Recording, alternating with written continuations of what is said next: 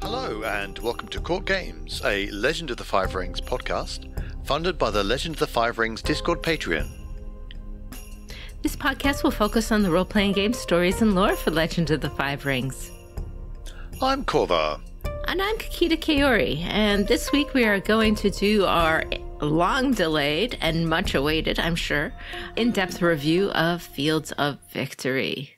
We had a whole bunch of fiction to get through because we had the Battle of Cherry Blossom Snow and also Heroes of Legend. We can get on to discussing supplements as they come out. This is still under FFG. This was... Yes, this is the last FFG book. It'll be Edge for Writ of the Wilds and whatever comes after that. So, the first part of Fields of Victory is a section called Glorious Histories, and that starts off with an intro story that is flavoring a game of shogi, which is the Japanese version of chess, flavoring that as a battle. So setting up that metaphor. Yeah, it keeps you guessing whether it's a battle or a game of chess. It's not, a very eventful story, but it's just you think you're watching a battle and it's just chess. Is this a battle using shogi as a metaphor, or is this a shogi game with a battle as a metaphor? Right. So, the first part of that first section, Glorious Histories, after the intro story, is a breakdown of the structure of armies. So it talks about the units of armies, like conscripts and ashigaru and bushi and mercenaries, and then all the specialist units like engineers and medics and messengers and laborers and shigenja. And then it has kind of the hierarchy of the battle, and it has unit leader, sergeant, lieutenant, captain, general, shogun. It does not use any Japanese terms for any of these things. It uses English terms. So, except of course shogun. Yeah. Which is not cited as a position ever actually filled in history. It is a theoretical position. Now, of course, a shogun in Japan is all what the samurai were about, Well, it was a complicated thing because originally it was essentially when you had the aristocracy and they hired the samurai, those who serve, as to go do their fighting for them, and especially to conquer, at the time, the northern territories that weren't under the control of what we now consider to be Japan, the Japanese imperial family. The leader of that group of people was given, I can't remember the full thing, but it gets shortened to shogun, right? So it was like the conqueror of the northern barbarians kind of title. And it was then became the nicest title you can give to the samurai, but we know the samurai they're not nobility, so they don't get noble ranks. But gradually they got noble ranks, and then there was a war in which the samurai went, hey, we're kind of just in charge now. And that was the title of the head samurai, and thus became the title of the person in charge of Japan. And so I think there's a desire to have that as a title, but I think both AEG and FFG aren't quite sure what to do with it. Because you've got an emperor and a functioning imperial system, so yeah. And certainly at this point, there is a good sidebar on medics in this section. And actually, there's a fair bit in this whole book about, playing as a medical unit, which goes along with Kitsu medics and stuff. So I liked this section overall. It was pretty practical and straightforward, so I enjoyed that. That's cool. There is a section on Imperial Legions. So the Imperial Legions have samurai and ashigaru. Yeah, the Imperial Legions have samurai and ashigaru, which is different than I thought, because the ashigaru were out in the clans. You don't think of them as being the Imperials. Yeah. It tries to write up what the Imperial Legions do. Yeah. Because you've got all these clan armies, all supposedly serving the emperor. So what is the Imperial Legions doing? Then you've got the lion, of course. And even though it has a long section on this, it doesn't really solve that.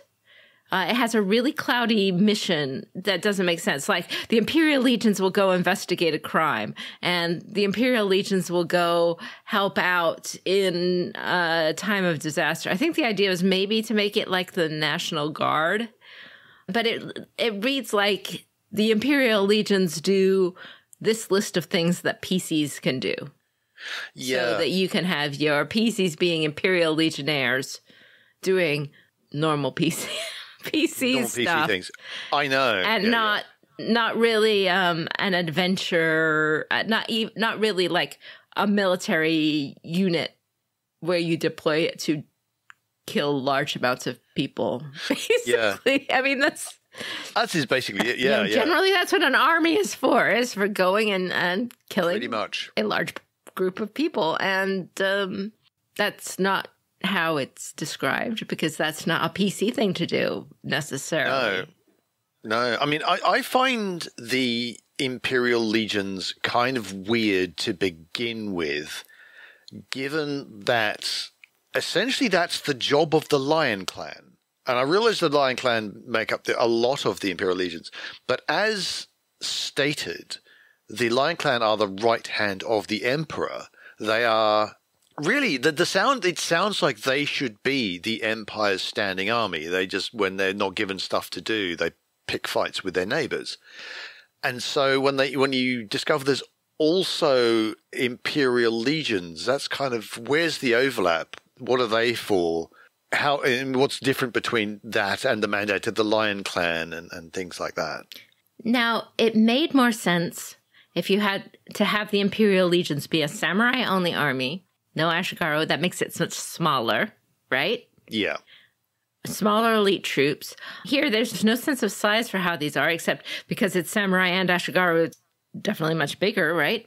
Yeah. And here they have 10 different Imperial Legions, not just one, which makes it even weirder. So now we're talking about something significantly big, whereas before, in my understanding of or how I would have run, the Imperial Legions, it is a place to take all of those second sons of all of these noble houses, all of the waste of space. So we got to have them doing something, right? And they're all noble houses, and we all want to make friends with them. The Imperial family wants to still keep these younger scions under control, because those are the ones most likely to cause trouble. Plus, it keeps their families under Imperial control. So you make up a legion of all of these people that don't have a different job, and now they're under your control, and then you make work for them. Does that make sense? I actually, kind of similar but kind of different. Make it much smaller, which I think we're both agreeing on. Mm-hmm. I would actually, because if you go with the old mission of the Otomo, which is to make sure that the other clans cannot band together and fight the Emperor, right? Mm-hmm. So, in fact, you make the Imperial Legions incredibly prestigious, right? It's going to be the equivalent of an Imperial Winter Court position for a courtier, right? Mm-hmm. It's super prestigious. You get to say, I'm a member of the Imperial Legion, right? And you offer that to the clans, and you actually start to headhunt not the second sons, but if there's a clan you're getting a bit worried about, you offer it to their best general, their best up-and-coming general. So now their best up-and-coming general is on your payroll. They don't have access to that guy, and they don't want to fight you now. Even if say this is a problem with the Lion Clan, they're terribly loyal, so they probably wouldn't happen that often. But you've got a really good general who is both now a really good general on your side and a bit of a hostage in a weird kind of way. Mm-hmm. So it's a way of currying favors with the clans, strategically weakening / controlling them, but they'll be small, really imperial. So they'd be doing things like the Emperor's Gift, they would be the outer defenses of Otosanuchi to supplement the Seppun if a high-ranking Imperial, like the Imperial princes, might have a small bodyguard of Seppun, but an honor guard of Imperial legions, that kind of thing. But I think we're both agreeing that they feel like pre-Clan War, a really the Second Day of Thunder, if the Second Day of Thunder goes the same way as it did in AEG times. In AEG times, I can see Torturi making Imperial legions and making them a big thing, because that's the point where you think we need people to actually stop the clans fighting each other. Whereas pre the Clan Wars, that's not really a thing you feel you need, because those sorts of wars don't really happen. So I like the idea of them being smaller, really prestigious, but almost ceremonial. Yes, and I think that we're actually agreed on that. And they can be both. So they're super prestigious, they're small. You can use them to grab that good general and squirrel it away as a hostage. You can also use it to promote out people out of the way, to where they aren't dangerous anymore. And deal with the idea of how do I give second sons of really, really... of people something to do. I suspect the clans are going to what are we going to do with our second son? We need our first child is obviously going to inherit, and we're grooming them for inheritance. What are we going to do with this spare? Well, actually, if we can get them a prestigious posting in the Imperial Legions, that's going to be awesome. That's going to raise our status. Let's do, because then we can swan around going. So so that may not be the mission from the Imperial Legion's point of view, but the outsiders, the clans are going to want to do that. Yeah. So that's how I see them. I think there'll be a better use for them up until the clan wars. And if the Imperials start going, we need a proper military force now, because the clans are going crazy. Of course, this was all just ours. In there, what they have is a bigger force of 10 legions with Ashigaru, and we just don't know why. So take it as you will. The next section is on Great Clan Armies styles. And I liked this. It gives you a little breakdown for each of the ways that the clan armies would operate. And it was mostly what I expected, except there were some weird things. The main thing is that they use this thing, they described how they do their battles, and then they have a signature warrior for each clan. And the way it's phrased, it's like this signature warrior would kind of be like the mainstay of their forces. Right. So I would assume for the Crane that you'd be Daidoji Iron Warrior. That would be absolutely. Yeah, you think Crane. That's who you think of, like the pure Crane military.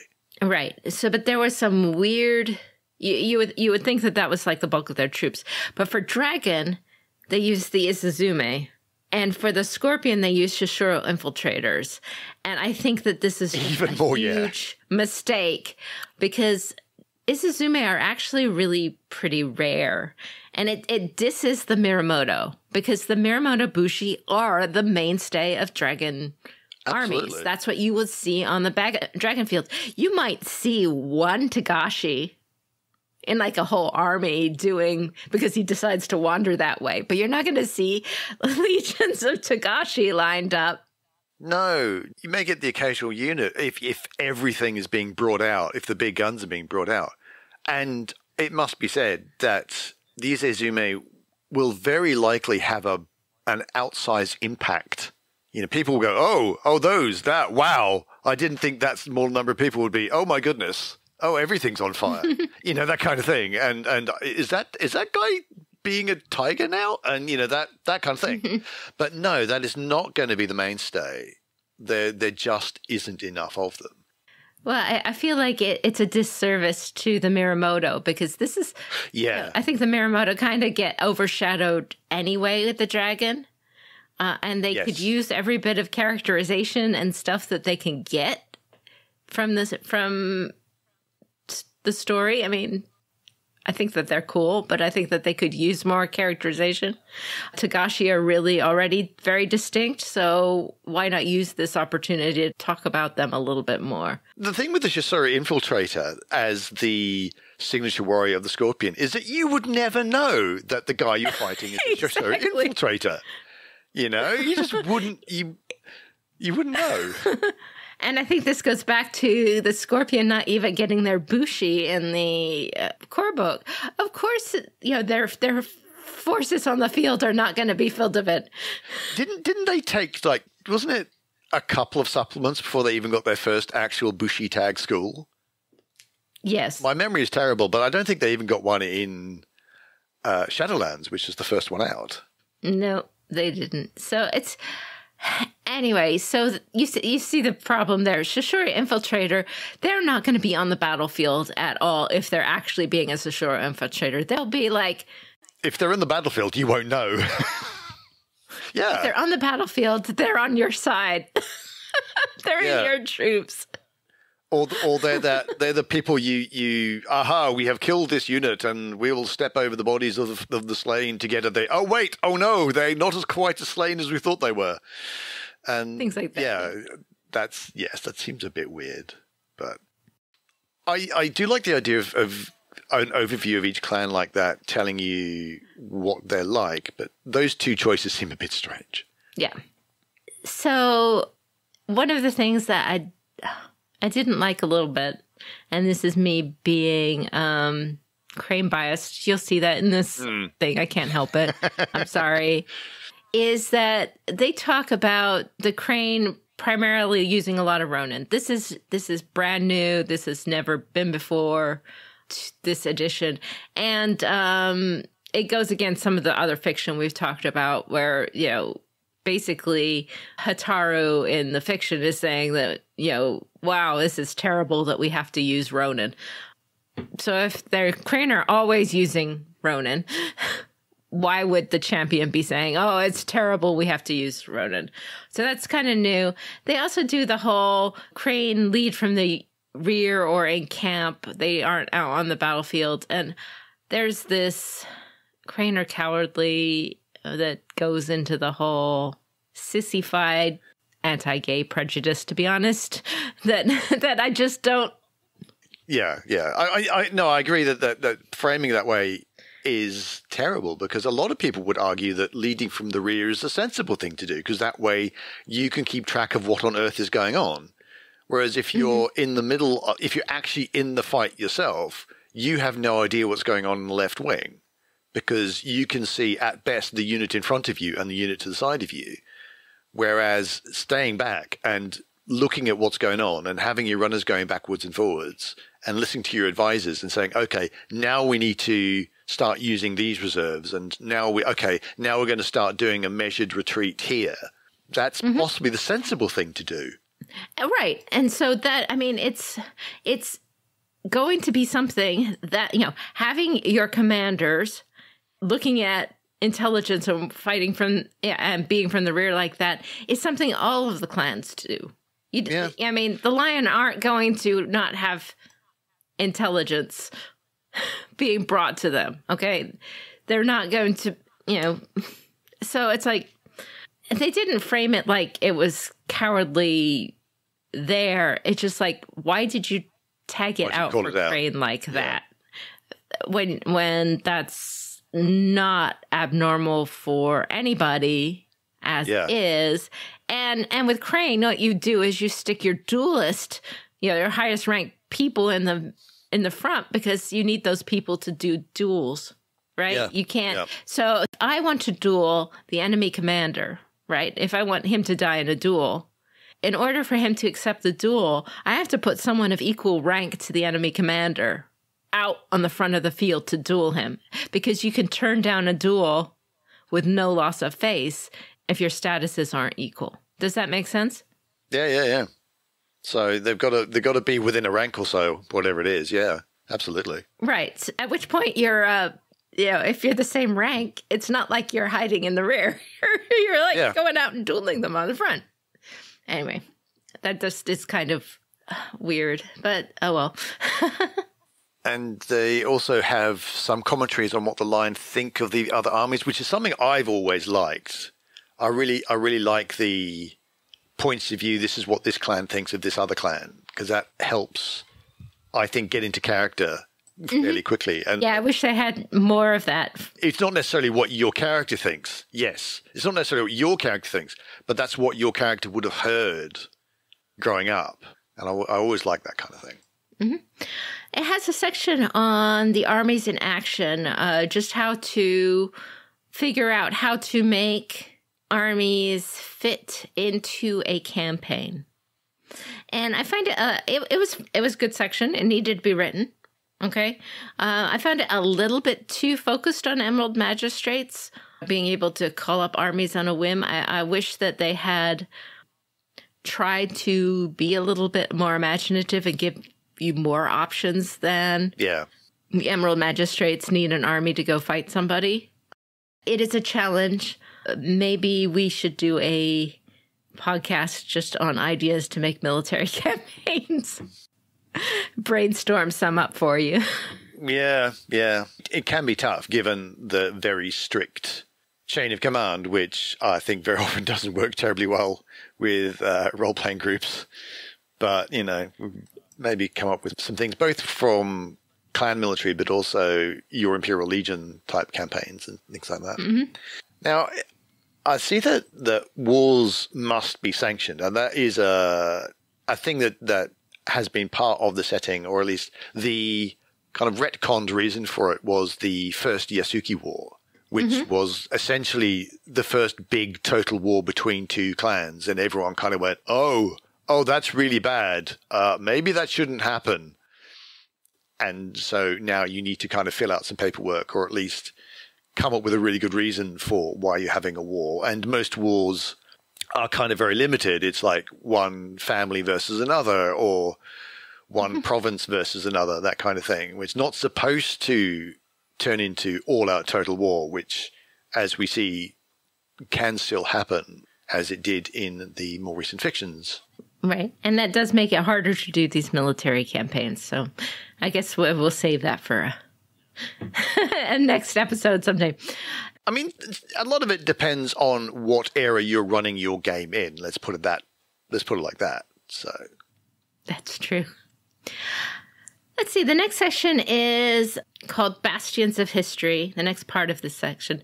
And this is descriptions of all of the key books that we've kind of talked about throughout history. So they have Akoto's Leadership, Nitan, Kakita's The Sword, Bayushi's Lies, all of those.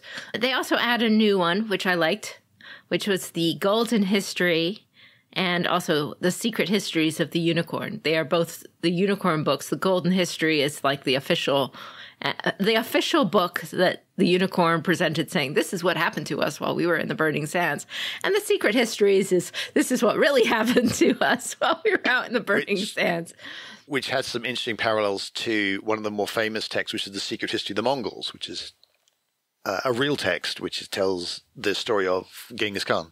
Cool. So I like that. That's really cool. There's also spent some time talking about different libraries in the Empire. So these are more untraditional libraries, like the Daidoji Military Library and Kudnasako, which you'd expect to be a giant traditional library. There's the Caillou Engineering Academy. So they're just a little paragraph a piece write-up of them, and I liked them. In addition, in this section, there's a really big write-up of the Akoto War College, and I really like that. I wish that they had done this for each of the other books, because you are always at first level starting out as young samurai. I mean, you are new almost always, right? Which means your links to your school would be strong. These are where your sensei went. This is where. And so having your school be written up and characterized makes it a nexus for plots. Does that make sense? Because you care what happened to your school, because you just graduated from your school.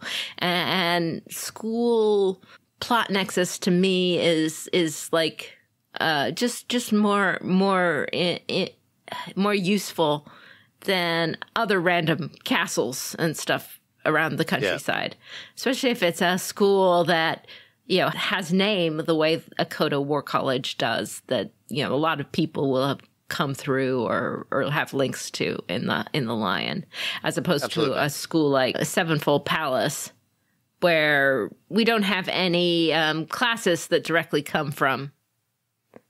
Sevenfold Palace is a Crane school, and it gives a nice write-up, but unfortunately, we don't say, okay, these school techniques come from Sevenfold Palace. It's kind of like all artisans, NPC artisans. Yeah. Except he's swordsmith, which is a very rare class. So it's kind of like... Wouldn't it be nice to have that for like the Hida War College, or... Kaya Engineering Academy. There's loads of potential, and you see it a lot in the samurai fiction, is the link between the student and the master, and the student and their school, and how strong that those bonds can be, and the plots that they generate. And we'd love to have more information to tie those into an actual campaign. But here they have this one. So this is good for Lion. So that's great. And as a template for your own things as well. That's always nice to have, kind of an example. The next section is The Empire at War, a history of the Empire. This is written from a very Lion point of view, apparently. So, it wasn't our fault. Those other people started it. I don't know why you think it was us. Yeah, it's a very nice history overall. I liked it.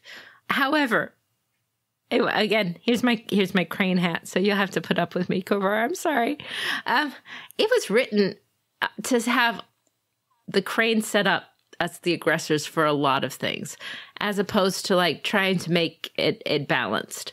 So if I am writing a history of events, and I'm trying to talk about a history of wars in general, from a dispassionate point of view, for my background history, especially in a situation like L5R, I like to say, okay, there was this miscommunication, or, they wanted this and they wanted this, and both thises are good, and that puts them in conflict. Does that make sense? Yeah, absolutely, Equal. Because, not every war, of course not every war, but a lot of conflicts and, are like that, especially in this kind of, it doesn't need a huge aggressor every time. Mm-hmm. Or at least, people have justified. But here they didn't do that.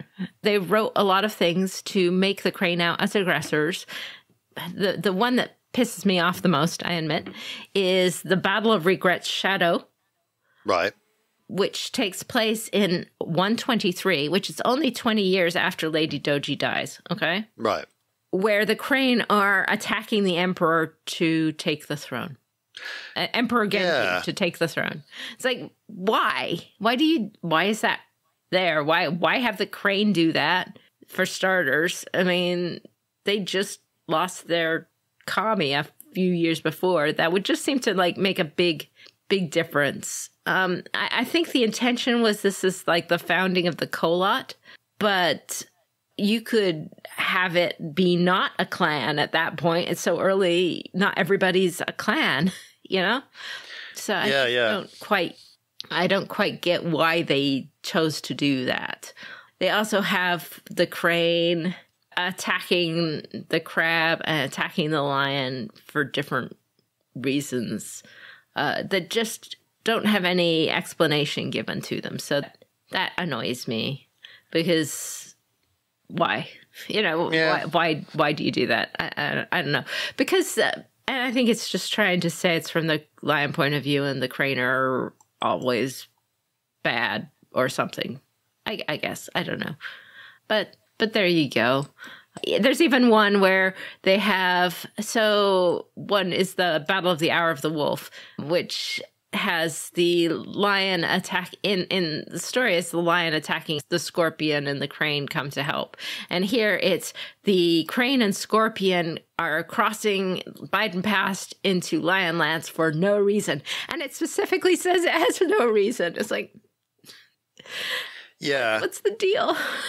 I mean, if that all came with a sidebar that said, by the way, this may well be the lion's point of view, don't take this as absolutely read.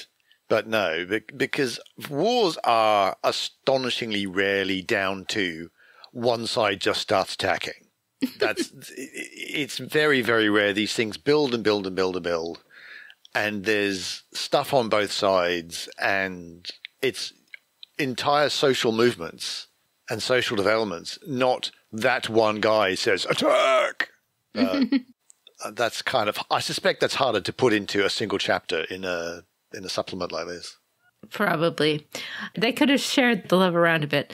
Let's see. There's an imperialism sidebar in there talking about basically, imperialism is not good, and, you should be careful when you play it. So this is going back to what we saw in previous books with them talking about that. And I'll just leave that there. Some historic events are listed that we've talked about in other episodes from Old 5R. So this brings in Ichiban. This has the Great Famine. This has the history of Toshirambo. This has the Return of the Unicorn. And then it has some new battles. The one in Regret Shadows I talked about. They have one where the Emperor wipes out the Bear Clan. Then a series of Ujik attacks. So this is all meant to give the Lion a history of wars that they are fighting. The problem with Lion always has been that they don't have a border with outside the Empire. So this is complicated for them. They did for several hundred years when they took over the former lands of the Kirin clan. But for the past couple of hundred years, they have not had a border with the outside world. And yes, that's a thing. That really is. So, never mind, eh? So moving on from that, this is still all section 1 of the book. So we move now into the actual Lion clan itself. So this is the clan write-up, which is integral to these books. So as we would expect, each family gets a section. So you get things about their reputation, their values, their culture and traditions. They get a location or locations, NPC, sidebar or 2. So a lot of information about the individuals and what it's like to come from a particular family, and learning about subgroups within that family. So we get some information on the Death Seekers and other groups like the Ikoma Shadows. So if you're playing a Lion character, I suspect this is going to be a gold mine for you. This is good. There is a map of Lion Clan lands. However, the map is pretty messed up. Or at least it's going to be really, really hard to reconcile with the other maps that we have of Rokugan from the other books. Because it puts the Kitsu tombs where Kudenshika was, the Deer Clan Palace, in all the other maps. It puts Last Breath Castle, which is across the river, basically in Scorpion Lands. And it puts Humility, this Lesson Dojo, going where the Sacred Watch Palace was. Wow.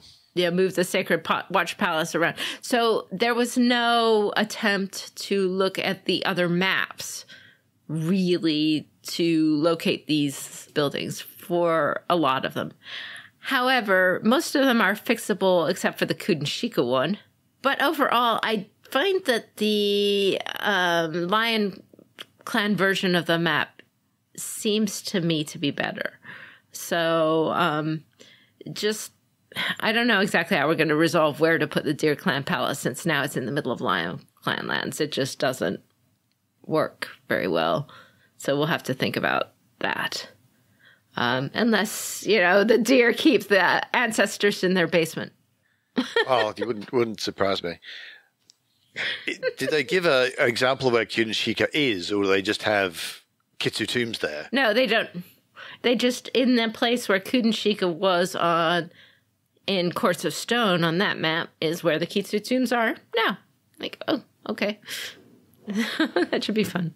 But it has a nice amount of lore, either in the main text or the sidebars or in some of the write-ups of the school, unlike Celestial Realms, which I did not think gave any lore, really. Only one change. Lady Matsu is not a bandit anymore.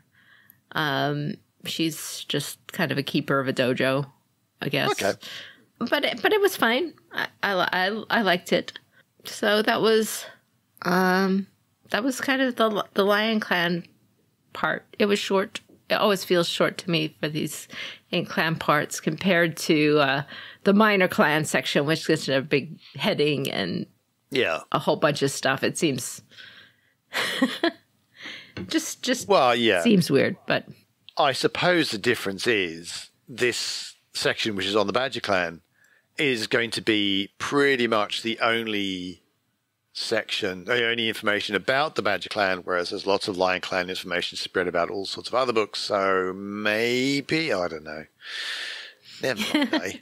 Speaking of the Badger Clan, the Badgers in Nifavar are founded by Crab Sumai on a warrior's pilgrimage, the Musha Shugyo, and he was called Ichiro, and he rallied a group of villagers to defend a pass into the empire against a foreign invasion. So that begins that's their thing. They plug a particular gap in the borders of Rokugan. Mm-hmm.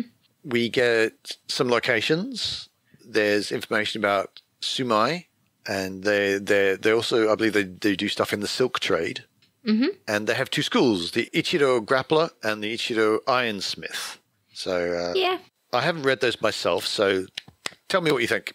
Well, the Ironsmith, the Grappler school is a good, solid, I want to make a Sumai wrestler school.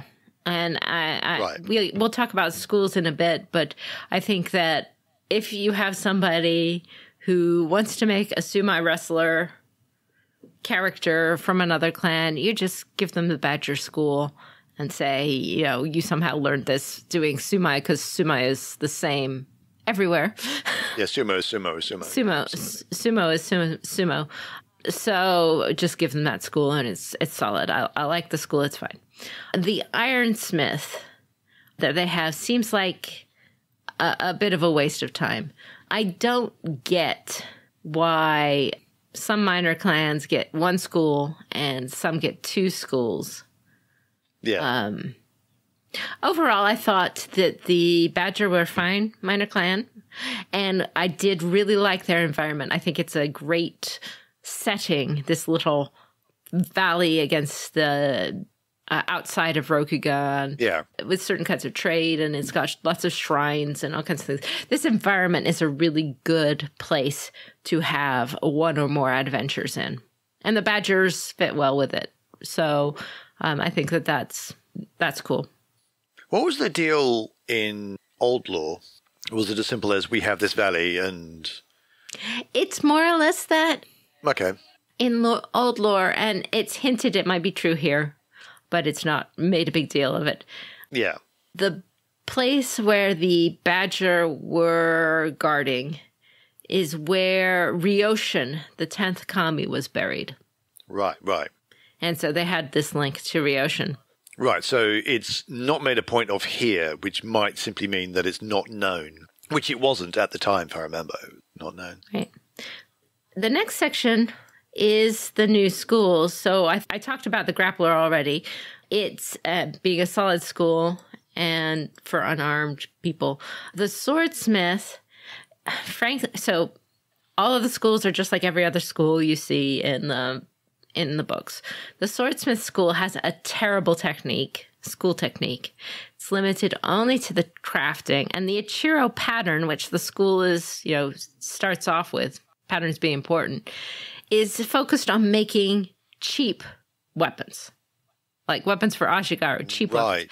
So what is the point of making an artisan school that focuses on making cheap junk weapons? I mean, the Kikita Swordsmith school is hard enough to wrangle a PC out of, but it's like, okay, we're making another smith. Okay, they make armor as well, but like I think they could have used this to make a school that they don't have, like a Sepun Bushi, which would have been a good school. You know, other things. I don't see why the Badger needed 2 schools, especially when you have a school like this that is just like, I don't see who would play it or why you would play it. But that's me. Yeah. You might like to. It's hard enough making a crafting school in the first place because it's hard enough to make a player character who's a crafter who shouldn't just stay home and make the thing that they know how to make. And then if you're going to make a crafting school, pretty much the obvious thing to do is you craft real good. And then, well, I'm going to make a crafting school. How am I going to make it different? Because all of them are you craft real good. Well, what else is there? And I suppose you craft kind of cheap is a different thing, but is that all that interesting? It certainly doesn't seem particularly appealing. We have the Agasha Ascetic Bushi, which is essentially a Shugenja melee school. They're a non-creator Agasha. There's no particular law difference between them and the regular Agasha, but they use different techniques. So I don't think there's necessarily a bad pattern to do. It's like the Agasha teach these 2 different things, and they might be different enough to do different skills. The question is, how good is it at what it does, I suppose. Yeah. It basically says it's going to give you bigger and bigger resistance, melee resistance, the more you channel. Mm-hmm. Okay? So it's a solid school in terms of strength. It's not overstrong by the looks of it. I haven't had a chance to play it over a week. And it does encourage channeling, which counteracts the whole combat stuff. Yeah. But I don't like this style that has creeped into New 5R of your Shugenja being melee fighters. Right. Because Shugenja have always been very strong in L5R. That's part of the thing. That's part of the deal. But now they're strong on Bushi's turf as well. And they definitely outdo them. There's a large number of, hi, I'm an Asahina pacifist who's going to tear you apart with my katana of fire because I do that now. I mean, the game system encourages it against theme. And here it overtly encourages it. Though the school is somewhat synergized against itself because if you're channeling, you're not doing anything else. But your resistance is then high and you can channel to make that katana of fire. So now you've got a really good katana of fire and you've also increased your resistance. Yeah, I know the kind of Spellblade, Hexblade, Bladesinger type archetype is quite popular. I think that's one of the things we kind of have to blame D&D for. But I suppose having something like that around is not a terrible thing. But if I get what you mean, that having someone who is a Shugenja who also gets to be a Bushi. Out Bushi is the big problem. If the Bushi was stronger. Yeah. And it's very easy to do because Shugenja, even though if they don't have kata in their school, you pick up there's lots of titles that give you access to all the kata. So yeah.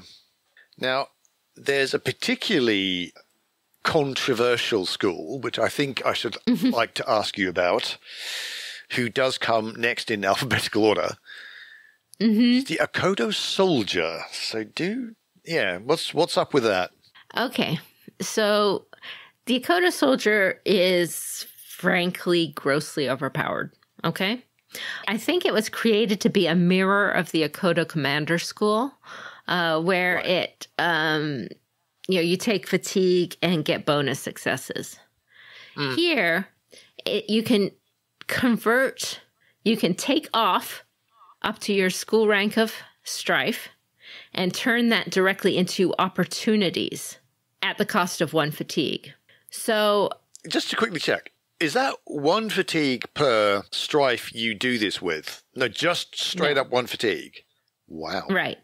So what happens is, first level, this looks like it might be okay. You know? Yeah. I drop a strife and gain an opportunity. And to be clear, that strife you're not suffering. Yes. Is that right? You take off the strife of you. Yes, you take the strife off of you. Yeah. So it's good both ways for taking off the strife and giving you the opportunity. Maybe for one opportunity, it's okay. But here's what happens. After first level, you get multiple opportunities. You can take off 2 strife, 3 strife, 4 strife for 2, 3, 4 opportunities. This is on every attack roll and every movement roll. Okay? Since you can spend opportunities to remove fatigue in water, now it's cost-free. Yeah, yeah. There's no, so you can keep doing it. So that if you are in water stance, you have up to 4 opportunities for free and remove 4 strife for free. And the 5th, all right, and remove 5 strife, get 4 opportunities, and spend one of those opportunities to negate the fatigue. So it's like, it's that. Now, a critical strike is 2 opportunities. Yeah. So you could do easily a critical strike on every action with this school. Especially, I mean, when you think about it, an awful lot of your warrior types, they're going to have way more endurance than they are likely to have composure. So absolutely. I'm removing multiple strife, which is a weaker stat, and I'm I'm taking 1 fatigue, only 1, onto what is likely to be my strongest stat. And because I've got the opportunities, which can be used for all sorts of things in kata, not just your critical strike, but the critical strike for 2 opportunities is a really common one. I'm probably going to take less damage because I'm critting all over the place, or I'm able to use this super awesome technique. Wow. That does seem frightening. Yeah, and, opportunities for combat are very often much more powerful than bonus successes because, as you said, they fuel kata. So basically read this as a free critical strike on every attack after first level. That's how you should read it. And I think that this school should be homebrewed to change its ability in some fashion. I don't have recommendations yet. Or it should be banned at your table because this will just blow your combat dynamics out of the way. And a comparison. So other schools that get free opportunities is like the Asahina Shikinja, which is considered really, really strong. And they do it on one kind of roll, right? One kind of spell for each of that spell. And that's super strong. The Doji Diplomat is extremely strong. They can only add the opportunities. They don't get the removing strife, but they can just add the opportunities once per scene, only on a persuade roll. So that's your comparison. Yeah. Doing it all for 1 fatigue seems bonkers. Yeah, so this is just, you gotta change this school if you want it to be balanced with it. Sorry. Sometimes you miss. Yeah. So moving on from the Akoda Soldier, we have the Daidoji Harrier, the well-known fine upstanding warriors, not ninja. I don't know what they're scouts. Scouts, I tell you. They have their unique lore because the Daidoji Harrier is actually pretty cool. Sounds like a pretty middle-of-the-road school. You give strife when you attack someone who is unaware, which seems very in keeping. So it's like, not only have I been stabbed from surprise, I'm really quite upset about this. Pretty much, yes. Strife isn't always negative. Maybe you're really happy about being stabbed in the back when you weren't expecting it. I don't think that's very likely. But I think that's it's kind of like psychologically you attack them not just when it would hurt most, but when it would really surprise them and be, that really unbalances me mentally. I think that's actually quite cool. It adds shuji to the curriculum, which is quite nice. Yeah, it basically has all the ninjutsu. This is a school that just has all the ninjutsu in the curriculum for doing bomb things. So and bomb throwing, yes. There's a lot of bomb stuff in the techniques of this. Much was made of the fact that blasting powder is now officially part of the game. The next school is the Heat of Battle Leader. I liked the Crab having a commander school. I think it's very appropriate, and this one seems solid. The ability is appropriate, removing strife, keeping your troops in line in the face of horrors. Horrible Shadowlands things. I think the curriculum is all about the beseeches. So there are some rituals that we will kind of talk about later on that are beseeching the various kami, and this school has access to all of them. Or almost all of them. And so it's really about showing off how those new rituals work. So I think for these 5th edition supplement books, they don't, in my view, create the schools based on there needs to be a school for this. Yeah. In there. It's all about, hi, we've created a new mechanic or a new something that we need a school to show off this new mechanic.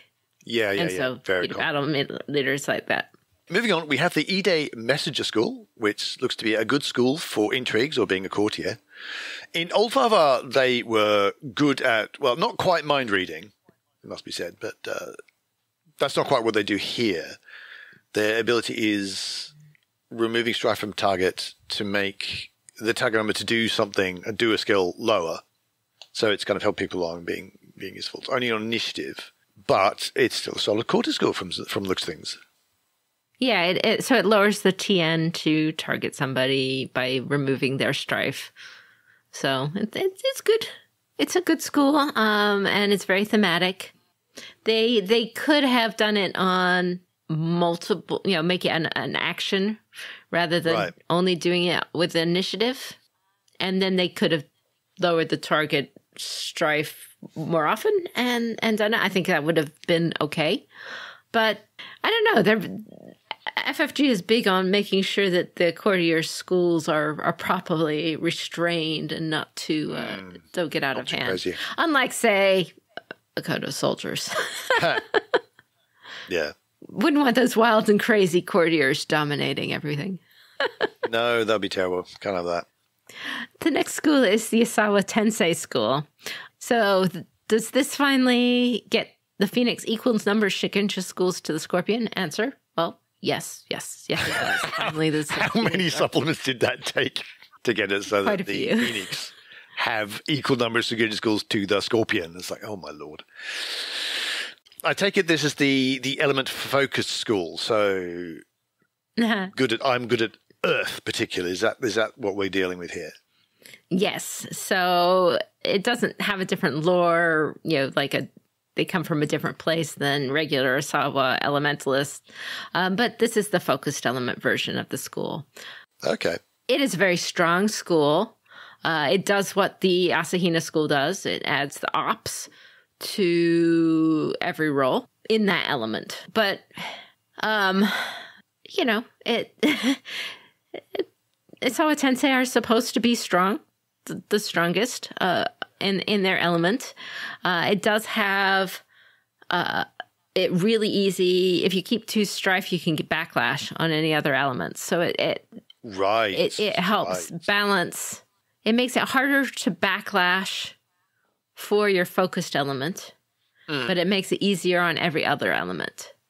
So that kind of helps keep it balanced, and it certainly is flavorful. So for those people who haven't played Old 5R, the Tensei used to be a very strong school. It used to be that every Shigenja was element focused. So you would have an element you were good at, an element you were bad at. So you might be good at fire, and you'd count as 1 school rank higher for fire, but you're deficient in water, so you count as 1 rank lower for water.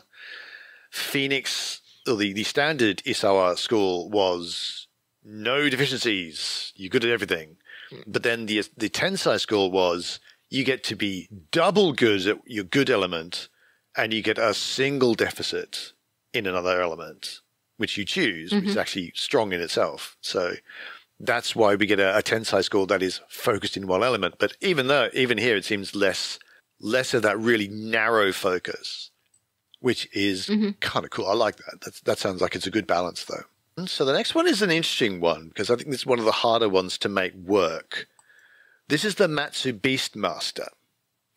And I have often found that a school or a character class or whatever that revolves around having extra characters on the field, in this case, the Beastmaster traditionally was lions. Obviously, it goes with the Lion Clan theme. Admittedly, the Beastmaster does suggest going with 2 dogs, but I suspect a lot of players be saying, I'd like a lion, please. But trying to make that balance, I'd love to see this. I would have to see this in play to see how it works in terms of balance. But it is using the attendant rules, which is it takes an action. It's not a roll, but the player character takes an action to give the command to make their, in this case, attack dogs or lion or whatever. It takes an action to make them attack. So I think that may help balance the action economy. Yes, that's a reminder. They don't spell that out in the game. They don't. All right. So they don't tell you in the book, when you look at the rules for Beastmaster or anything, that you should treat your pets like attendants and do this. You give an action to command, but you really need to do that to keep the action economy correct. All right. Otherwise, you're doing 2 actions in general. It gets very crazy very quickly if you're not careful. All right. The Beastmaster itself, the school, makes your critters stronger and more dangerous so that they can go do... They can level up with you. Yeah, and do angry animal things to your enemies. Yeah. So so that's it. Just keep in mind that until the last level of Beastmaster, at least, you've got to have your Beastmaster at least doing their command action with to do it. And it doesn't need a roll, but it does need you to take the action to tell them to. So Water Stance is good for Beastmasters. Yeah. Let's see. Yoga Penitence. Putting monks in Scorpion is the last place I thought I'd see more monks. Yeah. They have so many Shikinja. I didn't think I'd see them there, but okay, that's fine. Well, you kind of think that there would be kind of monks, I guess. I think like you, if someone said we're going to make a new monk order, Scorpion Clan and Yogo Clan specifically, the Yogo family was like, that's probably not the first thought. But when they say Yogo Penitence, I kind of go, yeah, that I can see that maybe. Yeah, I like that. I kind of actually hope, this is probably unreasonable, but I kind of hope that they go ahead and make a monk Kiho using, if they're going to do this, if they're going to spread it out, so now crabs have monks and Scorpion have monks, I was like, yeah, let's give everybody monks. Monks for everyone. Let's have monks. But we'll see. We'll have to see if they do that. How much do you want to bet that someone said, hey, let's make a new Shigenja class for the Scorpion? And someone said, no. We can make monk. Yes, you can make it a monk. It's close enough. It's still magic. It'll do. So what they do is they can release a Kiho that they're holding and get the burst effect again. Okay. So they spend a void and the burst effect, they can get the burst effect again. Okay. It is important to remember the burst effects for Kiho are strong. Okay. Yeah. And you should remember that once a Yoga Penitent has unleashed their burst effect again, so they've done the initial putting on the Kiho and gotten the initial burst effect from using it, right? Whatever it might be. Yeah, because the Kiho itself, even if you don't get the burst effect, there is the main effect of the Kiho, so you get to keep that. Right. So you've gotten the burst effect from initially setting up. Then you've got the Kiho. The Yoga Penitent would generally immediately want to release the Kiho to get the burst effect again, because the burst effects are that strong. it is important to remember that it takes a full round to put on the keyhole again in order to release it again. So if you are doing this, you kind of should have a punctuated fight, if that makes sense, before you can trigger the burst effect. And I have noticed that it is a Shikinja thing, a monk thing to do, to just do this effect anyway, because the burst effects are that strong, just because you think you can get the burst effect off your initial rolls putting on the keyhole. So this encourages doing that even more. So just watch it. Some of the keyhole burst effects are pretty terrible, and you're going to end up having this amazing exploding monk, no matter what, who just like stands there and puts on and takes off keyhole. He doesn't do anything. He can't attack because that's an action. He just stands there and puts on and takes off his keyhole. His keyhole back and back forwards. Do they get any bonus to getting the burst effect? Because it automatically goes off. Oh, they automatically get the burst effect? When they release the keyhole. Wow. If I'm remembering this right, so. Yeah, because getting the burst effect's actually quite hard if you're not Togashi, because you have to have bonus successes equal to whatever. I can't remember how many it is. Yeah, if you got a chance to automatically get the burst effect, that's quite strong. Mm-hmm. So that's kind of the schools. That's the end of part 1 of this. Yep, we have a fair amount to go. So in our next episode, we're going to be looking at character creation stuff, items, new techniques, battle rules. And all that good stuff. Yeah, all that good stuff. So we've got a lot more to go. This is a fairly significant supplement. So that is what we have to look forward to next week. But for this week, that's it. Wanted to call out our Courtgames network. In particular, our L5R LCG podcast is been put aside for, and it may come back related to the Emerald Legacy, which I can talk about a little bit next episode. I think I might have a section on that. And our Live from Tokyo podcast is also on hold indefinitely. But we also have 2 actual role-playing podcasts, Crimson Gold Agonies and Fortune and Strife. And there are our friends at D20 Radio. Our content is funded by the Community Discord Patreon, which supports our editing costs, as well as our website, courtgamespod.com, where you can store and see long-term information, summaries of podcasts, great RPG tools, forums, and more. For our Patreon, which you can find at patreon.com/courtgames, we have special bonus content like Adventure Seeds, early access to our actual play podcasts, and much more. Online, you can find us, as I said, at our website, courtgamespod.com. On Twitter, we are twitter.com/courtgamespod. And our Patreon is at patreon.com/courtgames. But that's it for us this week. This is Kikita Kaori. May the fortunes favor you. And I have been Korvar, and until we meet again, keep your jade handy.